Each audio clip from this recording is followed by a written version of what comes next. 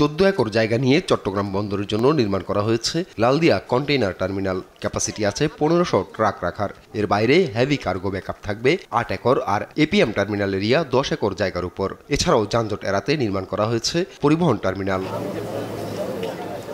সোমবার সকালে এসব টার্মিনাল উদ্বোধন করেন নৌ উপদেষ্টা সাখাওয়াত হোসেন। বলেন, বন্দর নিয়ে দেশের স্বার্থ বিরোধী কোনো কাজ করবে না সরকার। খুব পরিষ্কারভাবে বলতে চাই, নাথিং হিডেন। আমাদের কি হিডেন করে কি লাভটা কি হবে? আমি আমাদের দেশের ক্ষতি করে বা আমার বন্দর আর্নিং ক্ষতি করে এপিএম টার্মিনাল কেন, যে কোনো টার্মিনাল অন্য আরও বড় শক্তি আসলে আমরা দেবো না। চট্টগ্রাম বন্দরকে আন্তর্জাতিক মানের করতে আধুনিক প্রযুক্তির কথা উল্লেখ করে বিদেশি ব্যবস্থাপনার বিরোধিতাকারীদের সমালোচনা করেন সাখাওয়াত হোসেন। লক্ষ লক্ষ কোটি কোটি টাকা বাইরে চলে গেছে, তখন তো কোনো কথা বলবে।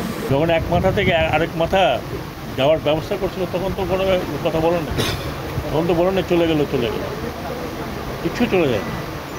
অনলি পোর্টের এফিসিয়েন্সি বাড়ার জন্য আমরা আন্তর্জাতিক অঙ্গনে যাতে আসি, যদি আমাদের টার্মস অ্যান্ড কন্ডিশন ফুলফিল হয়, যদি আমরা দেই, তাহলে আপনারাই দেখবেন। এ সময় চট্টগ্রাম বন্দর চেয়ারম্যান বলেন, এসব টার্মিনাল চালুর মাধ্যমে বৃদ্ধি পাবে বন্দরের সক্ষমতা। ইয়ার্ড ডেলিভারি থেকে অফ ডকে এবং বাইরে আপনার হলো ওভারফ্লো ইয়ার্ডে আসার জন্য এইটা যদি করতে পারি, তাহলে আমাদের এখানে প্রায় 40% আমাদের ক্যাপাসিটি এবং এফিসিয়েন্সি গেইন।